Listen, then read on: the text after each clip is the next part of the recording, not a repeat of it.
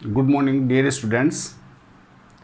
हमने पिछली कक्षा में पढ़ा था भाषा, व्याकरण एवं लिपि का परिचय। अब देखिए, भाषा, व्याकरण और लिपि के परिचय को हमने एक विस्तृत रूप में जानने के बाद में हमारे पास में यहाँ पर जो हिंदी भाषा है, इस हिंदी भाषा की जो प्रमुख, इस भाषा के अंतर्गत बोली जाने वाली जो बोलियाँ हैं, उन बोलियों के जो विभिन्न क्षेत्र हैं कि किन किन क्षेत्रों में ये हिंदी भाषा बोली जाती है और हिंदी भाषा का जो मूलतः क्षेत्र है वो कौन कौन सा है। तो आज के कक्षा में हम अध्ययन करने जा रहे हैं हिंदी की बोलियां। अब हिंदी भाषी जो क्षेत्र हैं, उस हिंदी भाषी क्षेत्रों के अंतर्गत उत्तर प्रदेश, उत्तरांचल, बिहार, झारखंड और राजस्थान, मध्य प्रदेश, छत्तीसगढ़, हरियाणा, हिमाचल प्रदेश और दिल्ली तक हिंदी भाषा की बोलियों का प्रमुख क्षेत्र फैला हुआ है। अब यहाँ पर जिन क्षेत्रों के मैंने नाम बोले हैं बेटा, इनको अच्छी तरह ध्यान से सुनना है आपको।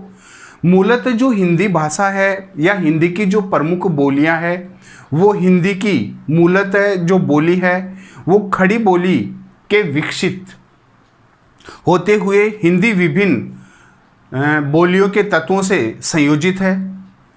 जो यहाँ पर भाषा की दृष्टि से इन्हीं बोलियों का अगर हम आधार लेकर के देखते हैं तो यहाँ पर हम ले सकते हैं कि हिंदी की 18 बोलियाँ प्रधान है।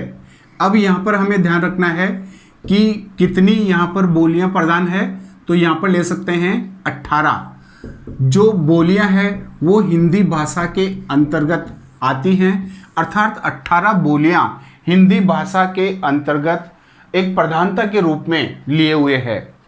इसमें अगर हम साहित्यिक दृष्टि से इसको अगर आधार लेते हैं तो साहित्यिक दृष्टि के आधार पर हमारे जितने भी साहित्यकार हुए हैं, रचनाकार हुए हैं या फिर कवि हुए हैं, उन कवियों के द्वारा जिन जिन भाषा का प्रचुर मात्रा में प्रयोग किया गया है, जिन जिन बोलियों को अपने काव्यों में, अपने साहित्यों में या अपने पद्य रचनाओं में और गद्य रचनाओं में उन भाषाओं का उन्होंने जो प्रयोग किया है, तो उसी साहित्यिक दृष्टि को अगर हम आधार लेते हैं तो उसमें राजस्थानी, मैथिली, ब्रज, अवधी और खड़ी बोली प्रमुख है।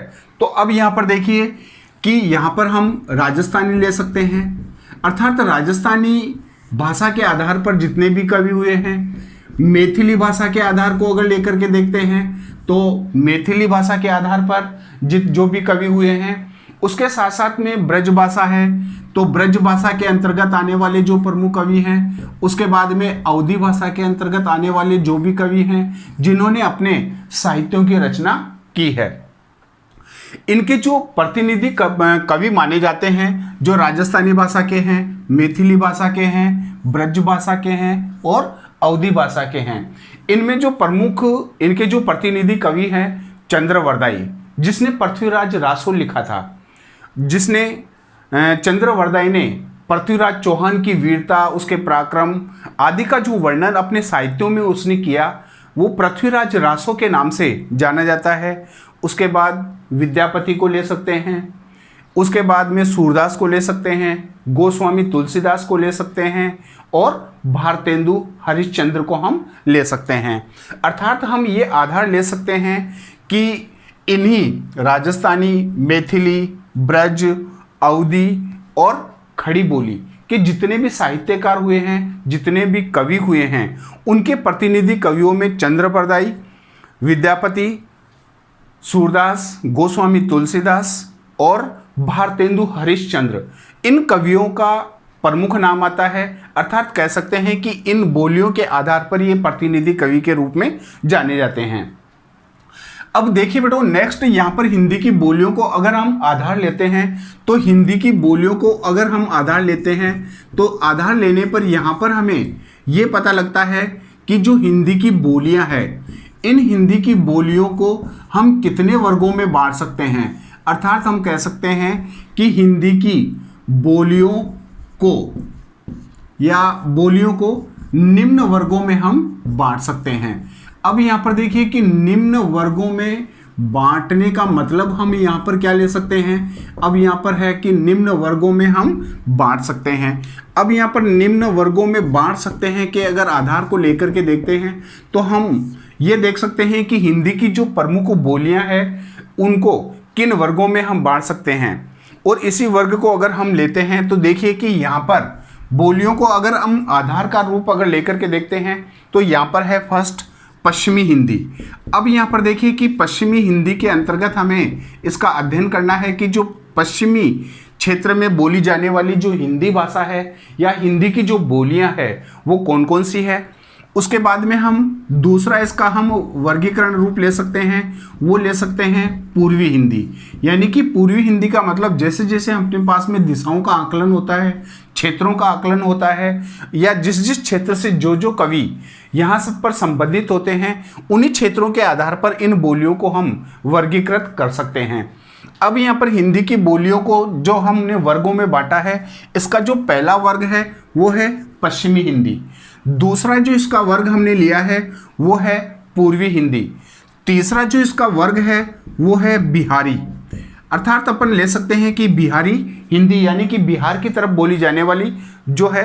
उसके बाद में है राजस्थानी, और राजस्थानी के बाद में अगर हम इसको लेकर के देखते हैं तो फिर है अपने पास पहाड़ी। यानी कि अब देखिए कि इन बोलियों के अगर आधार को हम लेकर के देखते हैं तो इन बोलियों को आधार लेने के आधार पर हम केवल ये समझ सकते हैं कि जो हिंदी की प्रमुख बोलियां हैं इनको निम्नलिखित वर्गों में हम बांट सकते हैं। अब यहाँ पर पहला वर्ग हो जाएगा अपने पास में पश्चिमी हिंदी, दूसरा हो जाएगा पूर्वी हिंदी, तीसरा हो जाएगा बिहारी हिंदी, चौथा हो जाएगा राजस्थानी हिंदी और पांचवा हो जाएगा पहाड़ी हिंदी। तो इसका मतलब अब यहाँ पर हम इसको 5 वर्गों में बांट सकते हैं। अब 5 वर्गों के अगर आधार को लेते हैं तो देखिए यहाँ पर अपने पास में फर्स्ट रूप आता है वो है पश्चिमी हिंदी।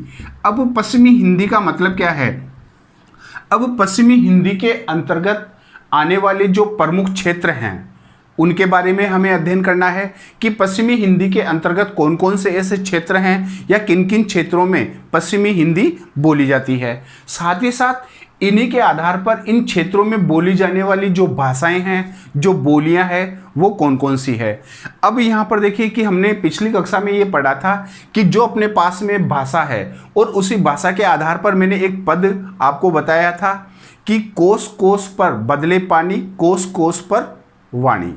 ठीक है। अब जैसे जैसे हम अगर एक क्षेत्र को छोड़ करके दूसरे क्षेत्र में जाते हैं तो उस क्षेत्र में जाने पर वहाँ की भाषा परिवर्तित हो जाती है, वहाँ की बोली परिवर्तित हो जाती है तथा वहाँ की संस्कृति परिवर्तित हो जाती है। तो उसी आधार पर हमने क्या करते हैं, जैसे हम अगर पूर्वी की तरफ, पूर्व की तरफ अगर जाते हैं तो वो पूर्वी हिंदी के अंतर्गत आ गई। अगर हम जैसे पश्चिम की तरफ अगर जाते हैं तो वो पश्चिमी हिंदी के अंतर्गत आ गई। अगर हम उत्तर की तरफ अगर जाते हैं तो वो उत्तरी हिंदी के अंतर्गत आ गई। अगर हम दक्षिण की तरफ जाते हैं तो उन क्षेत्रों के आधार पर जैसे जैसे हम घूमते रहते हैं वैसे वैसे भाषा और बोलियां ये दोनों अपनी संस्कृति, अपनी क्षेत्रीय स्थानीय लोगों के आधार पर परिवर्तित होती रहती है। अब पश्चिमी हिंदी के जो अंतर्गत आने वाली जो प्रमुख भाषाएं हैं, अब यहाँ पर देखिए अपने पास में वो हो गया कि पश्चिमी हिंदी, और पश्चिमी हिंदी के अंतर्गत आने वाली जो प्रमुख भाषाएं हैं वो प्रमुख भाषाएं कौन सी है। अब इसके अंतर्गत आने वाली देखिए फर्स्ट यहाँ पर हो जाएगी ब्रज भाषा। अब पश्चिमी हिंदी के अंतर्गत आने वाली जो भाषा है वो है ब्रज भाषा, और उसके बाद में दूसरी जो इसकी आती है वो आती है खड़ी बोली। अब यहाँ पर देखिए कि पश्चिमी हिंदी के अंतर्गत बोली जाने वाली प्रमुख बोलियां अर्थात भाषाएं कौन कौन सी है। तो यहाँ पर पहली हो जाएगी अपने पास में ब्रज भाषा, दूसरी हो जाएगी बेटा यहाँ खड़ी बोली, उसके बाद में हरियाणवी, तीसरी यहाँ पर हो जाएगी हरियाणवी, और इसी हरियाणवी भाषा को हम बांगरू भाषा के नाम से भी जानते हैं। अर्थात हम इसको कह सकते हैं कि यह है बांगरू का भी रूप है। और उसके बाद में बुंदेली और कन्नौजी। अब यहाँ पर हम ले सकते हैं बुंदेली और कन्नौजी। अब ये जो भाषाएं हैं, आदि भाषाएं, वो पश्चिमी हिंदी के अंतर्गत आती हैं। अब यहाँ पर देखिए कि अपने पास में अगर प्रश्न बनता है या प्रश्न आता है कि पश्चिमी हिंदी के अंतर्गत कौन कौन सी भाषाएं बोली जाती है, तो पश्चिमी हिंदी के अंतर्गत बोली जाने वाली जो भाषाएं हैं वो है ब्रज भाषा, खड़ी बोली, हरियाणवी जिसको हम बांगरू कह सकते हैं, उसके बाद में बुंदेली जिसको बुंदेलखंडी कह सकते हैं, और कन्नौज साइड की तरफ जो बोली जाने वाली जो प्रमुख भाषाएं हैं वो है कन्नौजी। तो ये सारी भाषाएं मिलकर के और पश्चिमी हिंदी के अंतर्गत आती है, क्योंकि हिंदी की अगर इन भाषाओं को अगर हम आधार लेते हैं तो हिंदी की बोलियों को अगर लेते हैं तो ये उन दिशाओं के आधार पर ये वर्गों में विभाजित हो जाती है। अब देखिए कि यहाँ पर अगर हम ब्रज भाषा का अगर आधार लेकर के देखते हैं और ब्रज भाषा को अगर हम लेकर के देखते हैं तो ब्रज भाषा यानी कि यहाँ पर अपने पास में देखिए कि ब्रज भाषा को अगर लेकर के देखते हैं तो ब्रज भाषा मूलतः किन क्षेत्रों में यह बोली जाती है। अब ब्रज भाषा को अगर हम आधार के लेकर के देखते हैं तो ब्रज भाषा मूलतः कहाँ बोली जाती है, ये आगरा और मथुरा के आसपास बोली जाती है। अब ब्रज भाषा बेटा कहाँ बोली जाती है, ब्रज भाषा हम ले सकते हैं आगरा और मथुरा, ठीक है ना। तो यहाँ पर हो जाएगा आगरा और मथुरा के बीच, यानी आगरा से मथुरा के बीच का जो क्षेत्र है और उसका जो आसपास का क्षेत्र है वह आसपास का क्षेत्र है, वहाँ इस भाषा को बोली जाती है। तो अब हम ले सकते हैं कि ब्रज भाषा मूलतः कहाँ बोली जाती है, तो यहाँ पर बेटा अपने पास में प्रश्न बन जाएगा कि ब्रज भाषा मूलतः आगरा और मथुरा के आसपास बोली जाती है, क्योंकि मध्यकाल में ब्रज भाषा जो साहित्यिक रूप में प्रमुख भाषा रही है। क्योंकि अगर सूरदास की जितने भी अगर हम पद लेकर के देखते हैं, जैसे सूरदास ने यहाँ पर 3 ग्रंथों की रचना की थी, सूरसागर, सूर सारावली और साहित्य लहरी, और उसमें जितने भी उसने अपने पद रचे या भगवान श्री कृष्ण को आराध्य मान करके उनकी भक्ति, उनका वात्सल्य, उनकी प्रेम लीला, उनकी रास लीला आदि जो भी उन्होंने कंस मर्दन से संबंधित जितने भी आदि पद रचे, गोपियों और कृष्ण के बीच प्रेम प्रसंग को उन्होंने रचा, वो सारा का सारा उनका जो रचने वाला उन पदों की जो भाषा थी वो भाषा थी बेटो ब्रज भाषा। और ये जो ब्रज भाषा है तो ये ब्रज भाषा आगरा और मथुरा के आसपास के क्षेत्रों में बोली जाती है। नेक्स्ट हम लेते हैं कि मध्यकाल में ब्रज भाषा प्रमुख साहित्यिक भाषा रही है। अब यहाँ पर जिस समय में इन ग्रंथों की रचना की गई वो ग्रंथों का जो समय यहाँ पर आकलित हुआ है वो समय था मध्यकाल, यानी कि अब यहाँ पर देखिए कि सूरदास को अगर हम या ब्रज भाषा के इस अभाव को अगर लेकर के देखते हैं, उसके विकास को अगर लेकर के देखते हैं तो ब्रज भाषा का जो मूलतः विकास हुआ वो मध्यकाल में हुआ, अर्थात मध्यकाल में ब्रज भाषा का साहित्यिक दृष्टि से ये प्रमुख भाषा थी, अर्थात मध्यकाल में ब्रज भाषा मुख्यतः साहित्यिक भाषा के रूप में यह भाषा रही थी, और साथ ही साथ खड़ी बोली। अब यहाँ पर देखिए कि हिंदी के अगर आधार को लेकर के देखते हैं तो उसके बाद में अपने पास में आता है खड़ी बोली। अब ये खड़ी बोली जो है ये यहाँ पर ब्रज भाषा का एक आधार नहीं है। ये खड़ी बोली देखा होगा आपने मेरठ, बिजनौर, सहारनपुर, मुरादाबाद के आसपास का जो क्षेत्र है वहाँ बोली जाती है, और इसी खड़ी बोली को हम कोरवी भी कहते हैं। अब देखिए कि इस खड़ी बोली का जो दूसरा नाम है वो दूसरा नाम कौन सा है बेटो, कोरवी, यानी कि इस खड़ी बोली को हम कोरवी भी कह सकते हैं। अब यहाँ पर देखिए कि कई प्रकार के यहाँ पर अपने पास में प्रश्न बन गए। पहला प्रश्न है कि ब्रज भाषा का जो विकास हुआ था वो किस काल में हुआ था। ब्रज भाषा का अगर विकास का अगर आधार लेकर के देखते हैं तो ब्रज भाषा का विकास मुख्यतः मध्यकाल में हुआ था, और इस भाषा के जो प्रतिनिधि कवि जाने जाते हैं वो हैं सूरदास, ठीक है।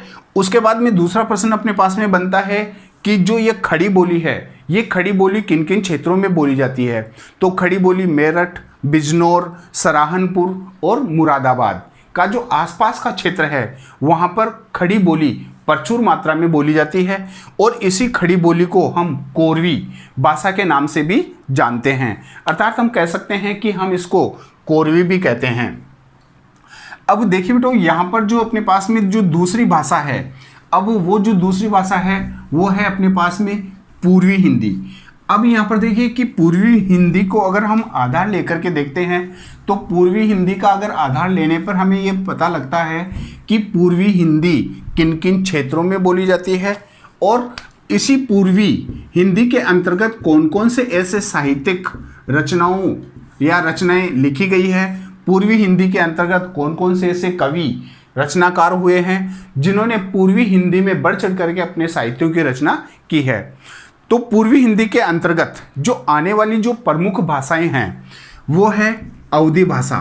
अब यहाँ पर देखिए कि अवधी भाषा को अगर लेकर के देखते हैं तो आपने देखा होगा कि अवधी भाषा में किस कवि ने साहित्यों की रचना की है, महाकाव्यों की रचना की है। जैसे गोस्वामी तुलसीदास को हम लेकर के देखते हैं। गोस्वामी तुलसीदास ने रामचरितमानस की जो रचना की, वो उस रामचरितमानस की जो रचना की जो भाषा थी वो भाषा कौन सी थी? अवधी। यानी कि उन्होंने अवधी भाषा में रामचरितमानस रचा और ये पूर्वी हिंदी के अंतर्गत अवधी। फिर दूसरी यहाँ पर बनती है बेटो बघेली। अब यहाँ पर ध्यान रखना कि पूर्वी हिंदी के अंतर्गत आने वाली प्रमुख भाषाएं कौन कौन सी है। तो पूर्वी हिंदी के अंतर्गत पहली है अवधी, दूसरी है बघेली, ध्यान रखना इसका, बघेली, और तीसरी जो है छत्तीसगढ़ी, और तीसरी यहाँ पर जो है वो है छत्तीसगढ़ी बोलियां शामिल हैं। अब यहाँ पर हम इसको ले सकते हैं बोलियां शामिल है। अब यहाँ पर पूर्वी हिंदी के अंतर्गत अवधी, बघेली, छत्तीसगढ़ी आदि बोलियां इसके अंतर्गत आती हैं। यानी कि ये इन क्षेत्रों में या इन बोलियों में शामिल ये भाषाएं हैं, इनमें अवधी प्रमुख है। अब यहाँ पर बघेली और छत्तीसगढ़ी की अगर साहित्यिक रचनाओं को लेकर के देखते हैं तो आज हमारे साहित्यों में बघेली और छत्तीसगढ़ी बोलियों के कोई भी साहित्य के प्रमाण या साक्ष्य नहीं है, और हैं जो हमारे अस्तित्व में होते हुए भी वो हम इन दोनों साहित्यों से या दोनों भाषाओं के या दोनों बोलियों के साहित्यों से अनभिज्ञ हैं। लेकिन अवधी भाषा को अगर लेकर के देखते हैं तो अवधी भाषा जो है ये प्रमुख भाषा है और इसका प्रयोग सामान्यतः लखनऊ और फैजाबाद। अब ध्यान रखना यहाँ पर अवधी भाषा का जो प्रयोग अधिकतर किया जाता है वो कहाँ पर किया जाता है बेटो? लखनऊ। एक तो लखनऊ में और दूसरा है फैजाबाद। लखनऊ और फैजाबाद इन दोनों क्षेत्रों में अवधी भाषा का प्रयोग प्रमुख रूप से किया जाता है। तो यहाँ पर अपने पास में पहला हो गया लखनऊ और दूसरा हो गया फैजाबाद। अब यहाँ पर देखिए कि अवधी भाषा किन क्षेत्रों में बोली जाती है, तो हम लिख सकते हैं वहाँ पर कि अवधी भाषा लखनऊ और फैजाबाद आदि क्षेत्रों में बोली जाती है। जो यहाँ पर आपको मैंने पहले भी बताया था कि हमारे जो रामचरितमानस के या महाकाव्य के जो रचनाकार हैं गोस्वामी तुलसीदास, तो गोस्वामी तुलसीदास ने सुप्रसिद्ध महाकाव्य रामचरितमानस तथा मलिक यानी कि रामचरितमानस की इन्होंने रचना की, और मलिक मोहम्मद जायसी ने पद्मावत। अब यहाँ पर ध्यान रखना कि मलिक मोहम्मद जायसी, मलिक मोहम्मद ये कवि का नाम है, मलिक मोहम्मद जायसी।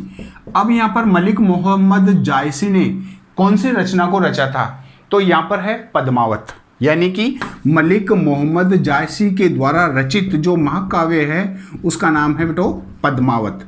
यानी कि पद्मावत की जो रचना की थी वो अवधी भाषा में की थी। ठीक है, तो अब यहाँ पर अपने पास में देखिए कि एक मोड आ गया है कि पूर्वी हिंदी के अंतर्गत बोली जाने वाली प्रमुख बोलियां अर्थात भाषाएं कौन कौन सी है। तो पूर्वी हिंदी के अंतर्गत बोली जाने वाली अवधी है, बघेली है, छत्तीसगढ़ी आदि बोलियां हैं जो इस पूर्वी हिंदी की भाषाओं में ये शामिल हैं। यहाँ पर अवधी भाषा को अगर लेते हैं तो अवधी भाषा लखनऊ और फैजाबाद आदि क्षेत्रों में प्रमुख रूप से बोली जाती है। इसी अवधी भाषा के अंतर्गत हमारे हिंदी के जो महाकाव्य के रचनाकार गोस्वामी तुलसीदास है उनके द्वारा रामचरितमानस की जो रचना की गई थी वह अवधी भाषा में की गई थी। उसके बाद में जो दूसरे यहाँ पर कवि हुए मलिक मोहम्मद जायसी, और मलिक मोहम्मद जायसी के द्वारा जिस काव्य की रचना की गई उस काव्य का नाम था पद्मावत। इसका मतलब रामचरितमानस और पद्मावत इन दोनों काव्यों की रचना अवधी भाषा के अंतर्गत की गई थी। अब यहाँ पर बेटा तीसरे नंबर पर अपने पास में जो भाषा आती है वो है अपने पास में बिहारी। अब यहाँ पर देखिए कि बिहारी भाषा को अगर हम आधार लेकर के देखते हैं तो बिहारी के अंतर्गत कौन कौन सी भाषाएं आती है, बिहारी के अंतर्गत ऐसे कौन कौन से क्षेत्र आते हैं जहाँ पर ये बिहारी भाषा बोली जाती है। तो बिहारी के अंतर्गत आने वाली जो प्रमुख भाषाएं हैं वो है भोजपुरी। अब यहाँ पर देखिए कि पहला हम ले सकते हैं भोजपुरी, यानी कि भोजपुरी, मराठी और मैथिली। तो यहाँ पर ले सकते हैं भोजपुरी, मराठी और मैथिली। अब यहाँ पर देखिए मैथिली, अगर इन तीनों भाषाओं के अगर आधार को लेकर के देखते हैं तो पहला अपने पास हो गया भोजपुरी, दूसरा अपने पास में हो गया मराठी और तीसरा अपने पास में हो गया मैथिली। अब इन तीनों भाषाओं के अगर आधार को लेकर के देखते हैं तो ये जो तीनों बोलियां हैं, ये तीनों जो भाषाएं हैं वो बिहारी हिंदी के अंतर्गत आती है।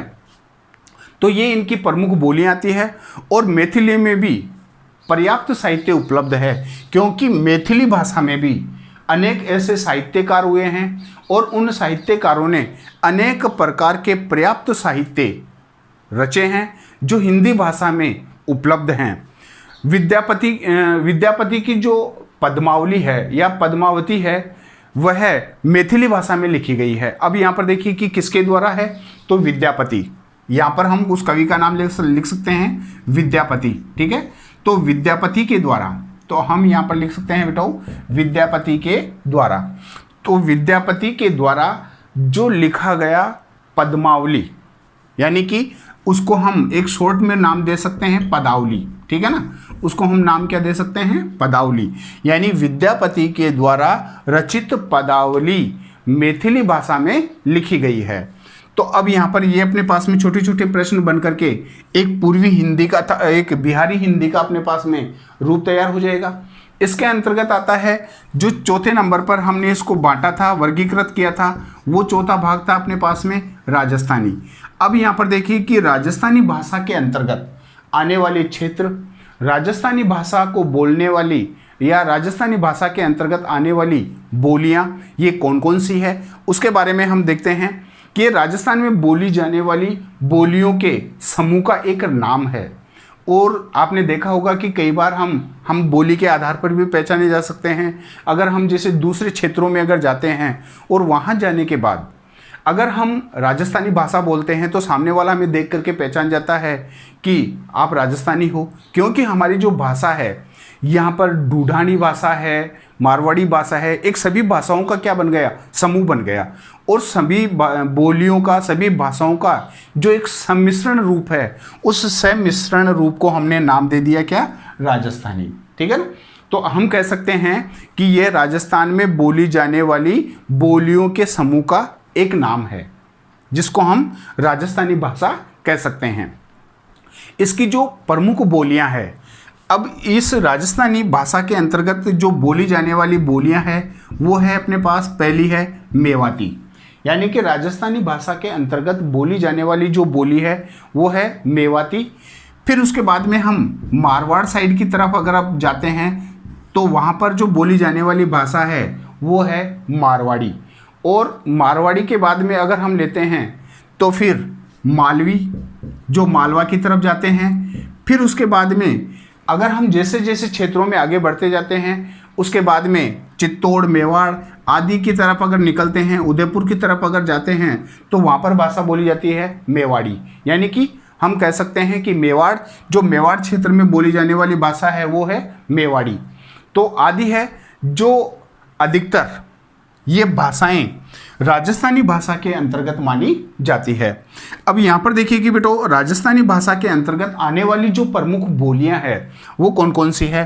तो राजस्थानी भाषा के अंतर्गत आने वाली जो प्रमुख बोलियां हैं वो है मेवाती, मारवाड़ी, मालवी और मेवाड़ी आदि। ये प्रमुख भाषाएं हैं जो राजस्थानी भाषा के अंतर्गत आती है। अगर साहित्यिक दृष्टि को अगर हम आधार लेते हैं या साहित्य को अगर हम आधार लेकर के देखते हैं तो साहित्य के आधार पर राजस्थानी और मारवाड़ी पर, अब देखिए यहाँ पर राजस्थानी और दूसरा है यहाँ पर मारवाड़ी, यानी कि इन दोनों बोलियों को अगर आधार लेकर के देखते हैं तो इन दोनों बोलियों में प्रचुर मात्रा में हमारे कवियों ने सोरठे रचे हैं, छंद रचे हैं, काव्य रचे हैं, कविताएं रची है, तथा आपने देखा होगा कि कई बार ऐसे जो हम कह सकते हैं जिसको चूटक्या यानी चेतावनीरा चूटक्या, ठीक है, जो एक साहित्य की है जो टोटल ये राजस्थानी और मारवाड़ी भाषा में है, जो एक कवि के द्वारा राजा को संबोधित करके जो चूटक्या लेना यानी कि एक व्यंग्य कसने का भाव जो जहाँ पर है वो राजस्थानी और मारवाड़ी भाषा में लिखा गया है। इसका मतलब राजस्थानी और मारवाड़ी जो भाषा है इस क्षेत्र में भी कवियों ने अनेक प्रकार के अपने साहित्यों की रचना की है।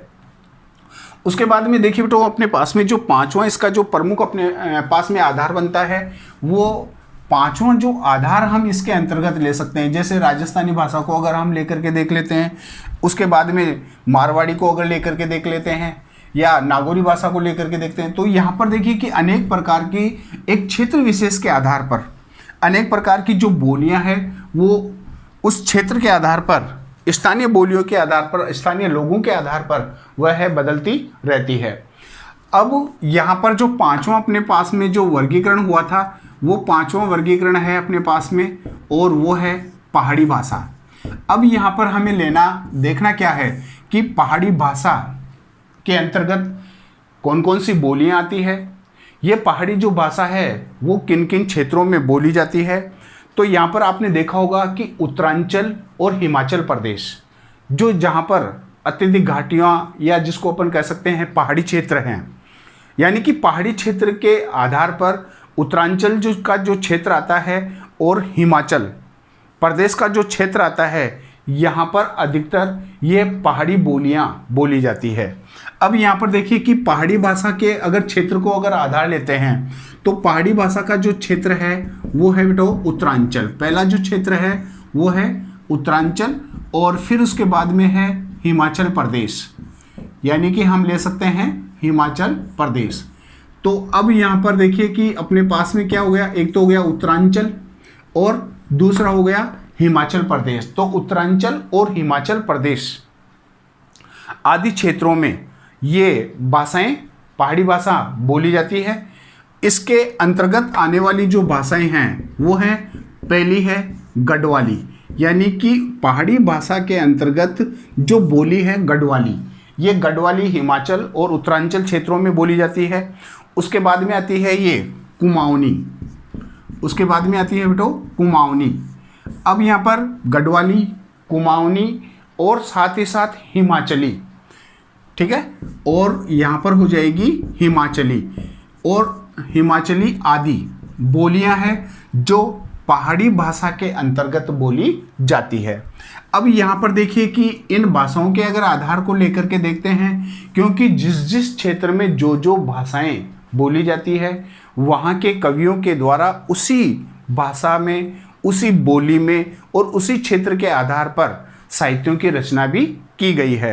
तो हम कह सकते हैं कि उत्तरांचल और हिमाचल प्रदेश के जो पहाड़ी क्षेत्र हैं उन क्षेत्रों में ये पहाड़ी भाषाएं बोली जाती है और इसके अंतर्गत जो आने वाली जो प्रमुख बोलियां हैं वो है गढ़वाली, कुमाऊनी, हिमाचली, ये भाषाएं हैं जो इसके अंतर्गत आती है। अब देखिए बेटो इसको अपन नेक्स्ट लेकर के देखते हैं। तो हमने जो पहले आधार लिया था, जो पहले अपने पास में आधार था वो क्या था, अपने पास में भाषा था, ठीक है। और अब यहाँ पर इसी भाषा के अंतर्गत जो आने वाली जो प्रमुख बातें थी, चीज़ें थी, वो थी बोली। तो हम ले सकते हैं कि एक तो हो गई अपने पास में भाषा और दूसरी अपने पास में हो गई बोली। तो अपने पास में एक नया टॉपिक क्या बन गया, भाषा एवं बोली में अंतर। अब यहाँ पर देखिए कि हमें अब क्या अध्ययन करना है। अब हमें अध्ययन करना है कि भाषा और बोली में क्या अंतर है, ठीक है। तो अब भाषा और बोली के अंतर को अगर हम आधार मानते हुए अगर लेकर के देखते हैं तो भाषा क्या है। अब देखिए यहाँ पर भाषा और बोली दोनों में अगर अंतर को अगर हम एक संक्षिप्त रूप में अगर देखना चाहें तो भाषा तो क्या है, एक क्षेत्र में, विशेष रूप से एक क्षेत्र में हुआ करती है।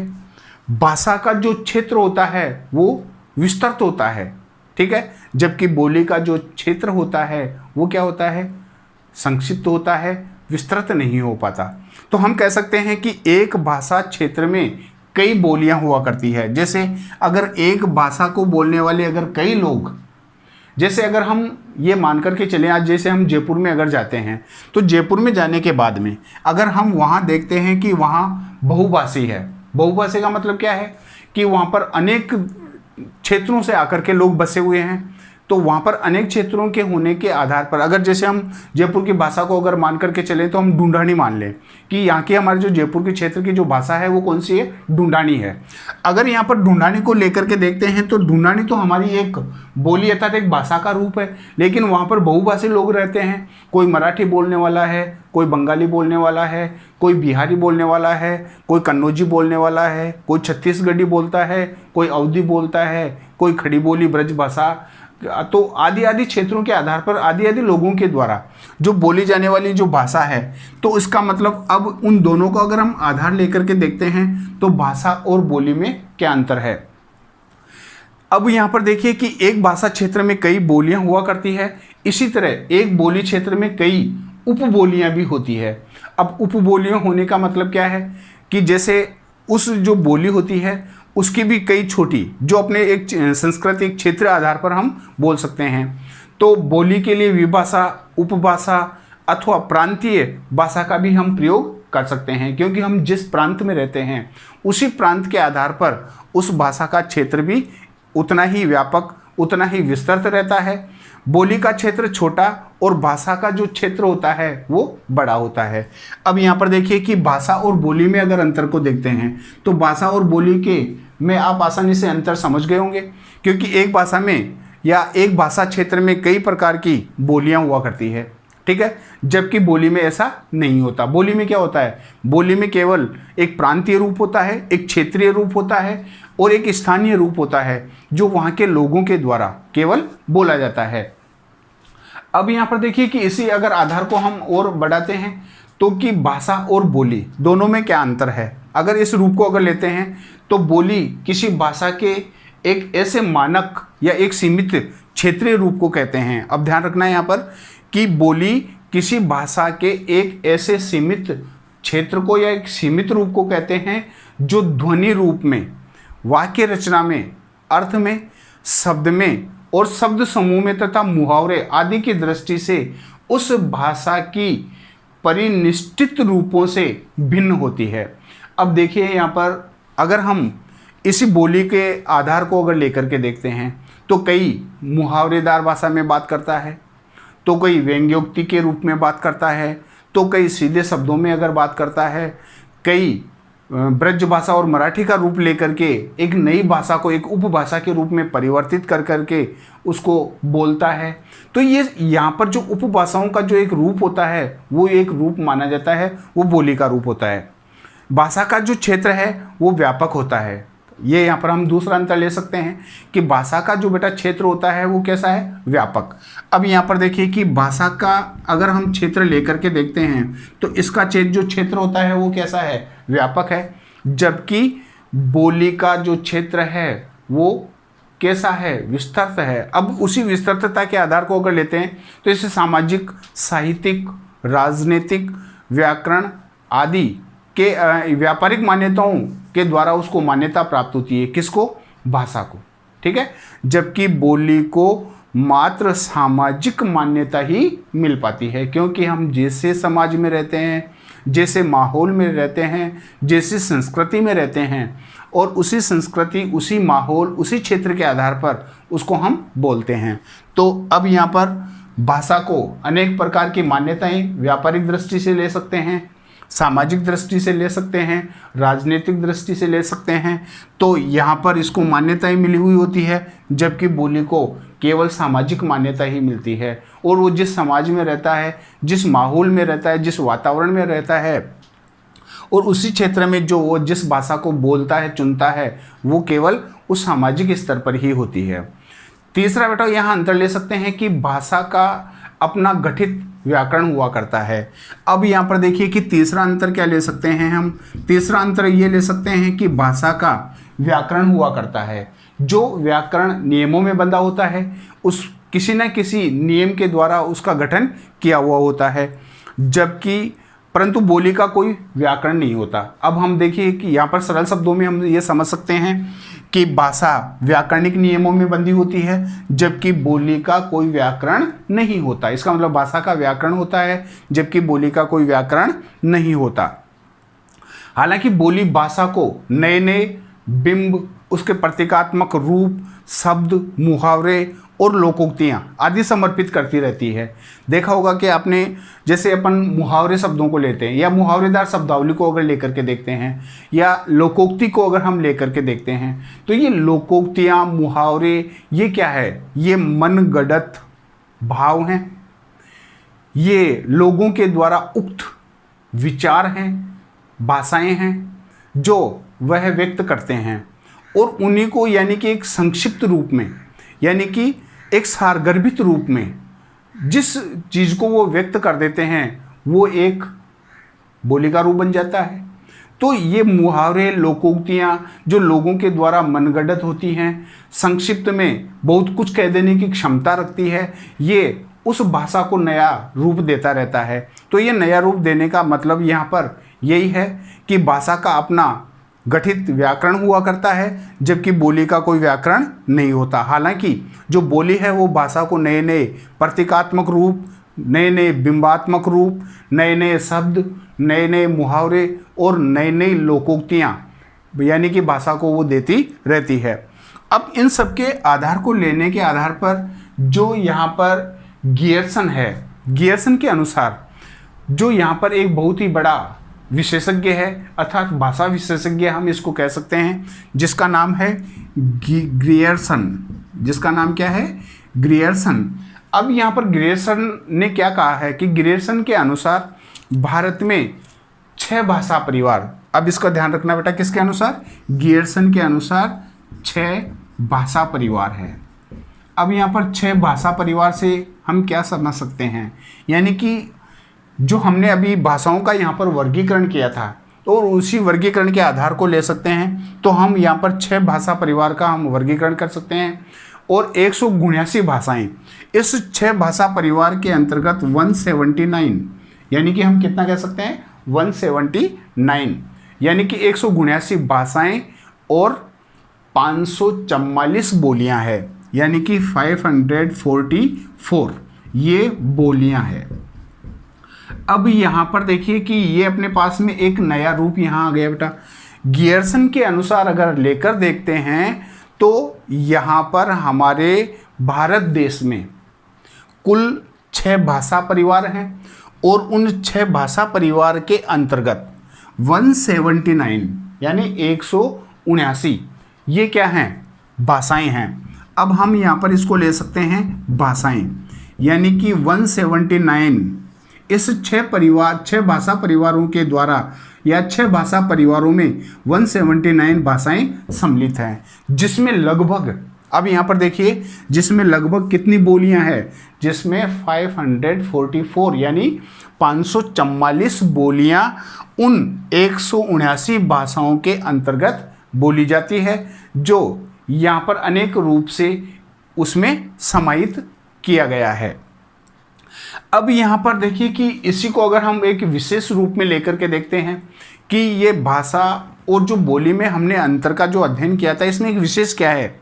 हिंदी विद्वानों के अनुसार हिंदी भाषा को अगर हम लेकर के देखते हैं तो हिंदी भाषा संस्कृत से निष्पन्न है, क्योंकि अगर हम कह सकते हैं या ये मान सकते हैं कि सर्वासु भाषासु जननी संस्कृतास्ते, यानी कि सभी भाषाओं की जो जननी है वो संस्कृत है। तो हम ये कह सकते हैं कि हिंदी भाषा संस्कृत भाषा से निष्पन्न है, और हिंदी की जो उत्पत्ति है वो अपभ्रंश भाषाओं से हुई है। ये आपको मैंने पहली वाली कक्षा में आपको बता दिया था कि जो हिंदी भाषा की उत्पत्ति का अगर हम आधार लेकर के देखते हैं तो हिंदी भाषा की उत्पत्ति का आधार है अपभ्रंश भाषा, और अपभ्रंश की जो उत्पत्ति हुई है वो प्राकृत भाषा से हुई है। यानी कि हम कह सकते हैं कि अपभ्रंश की जो उत्पत्ति है वो प्राकृत भाषा का रूप है, और हमारे आदिम जो पूर्वज जिसको अपन कह सकते हैं वो आर्य थे, और आर्यों की जो भाषा थी, यानी कि कह सकते हैं कि हमारे देश में जो प्राचीन जातियां विद्यमान थी, आर्य थे, द्रविड़ थे, है ना, पुर्तगाली थे, तो ये सब क्या है, आदिम जातियां थी।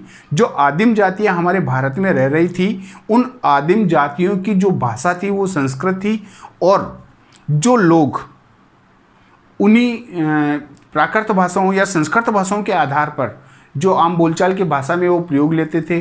साथ ही साथ अगर हम हमारे वेदों की बातों को अगर हम अध्ययन करके देखते हैं तो हमारी जो ऋग्वेद हैं, उस ऋग्वेद में इन भाषाओं का था संस्कृत भाषा का स्पष्ट रूप से वर्णन मिलता है। तो हम ये कह सकते हैं कि हमारी जो प्राचीन काल की जो भाषा थी वो संस्कृत भाषा थी, और इसके साक्ष्य ऋग्वेद में स्पष्ट रूप से देखने को मिलते हैं। दूसरा यहाँ पर बेटा हमने पढ़ा था कि संविधान के अनुच्छेद 343 यानी 343 के अनुसार संघ की जो राजभाषा थी वो हिंदी थी, और जो लिपि थी वो देवनागरी लिपि थी। यानी कि अब हम कह सकते हैं कि जो हमारा भारतीय संविधान था, उस भारतीय संविधान के अंतर्गत 343 जो थी वो संघ की राजभाषा थी, और उसकी जो लिपि आंकलित की गई थी उस लिपि का नाम था देवनागरी लिपि। यानी कि ये कहा गया था कि राजभाषा हिंदी होगी और उसकी जो लिपि होगी वो देवनागरी लिपि होगी। नेक्स्ट हम ले सकते हैं कि संघ के जो शासकीय प्रयोजनों के लिए जो प्रयोग आने वाले जो अंक थे, उन अंकों का जो भारतीयकरण हुआ था, जो अंकों का एक अंतर्राष्ट्रीयकरण हुआ था, वो एक अंतर्राष्ट्रीयकरण रूप माना जाता है, जो केवल हिंदी भाषा के अंतर्गत मानी जाती है। नेक्स्ट बेटो यहाँ पर देखिए कि विशेष के अंतर्गत हम ले सकते हैं कि भारत के अनेक ऐसे राज्य हैं, जैसे उत्तर प्रदेश है, उत्तरांचल है, बिहार है, झारखंड है, मध्य प्रदेश है, छत्तीसगढ़ है, राजस्थान है, हरियाणा और हिमाचल प्रदेश आदि, और जो दिल्ली का आसपास का जो क्षेत्र है वहाँ हिंदी राजभाषा के रूप में स्वीकार की गई है। अब देखिए यहाँ पर बेटा किन किन क्षेत्रों में हिंदी को राजभाषा स्वीकार किया गया है। तो आपको फिर से मैं बोलकर बता रहा हूँ कि भारत के अनेक ऐसे राज्य हैं जहाँ पर हिंदी उनकी राजभाषा है, जिनमें उत्तर प्रदेश, उत्तरांचल, बिहार, झारखंड, मध्य प्रदेश, छत्तीसगढ़, राजस्थान, हरियाणा और हिमाचल प्रदेश तथा दिल्ली। इन क्षेत्रों में हिंदी राजभाषा के रूप में स्वीकार की गई है। आपको इस भाषा और बोली की कक्षा में जो आज पढ़ाया है मेरे द्वारा, उसका आपको ध्यानपूर्वक सुन करके और बार बार इसको आपको सुनना है, जिससे कि ये जो छोटी छोटी जो चीज़ें हैं, जिस क्षेत्रों के अंतर्गत बोली जाने वाली जो बोलियां हैं, वो आसानी से समझ में आ जाए। आगे की कक्षा में फिर हम इसी बोली, हिंदी भाषा और व्याकरण को लेकर के आगे की कक्षा में हम उपस्थित होंगे। तब तक धन्यवाद।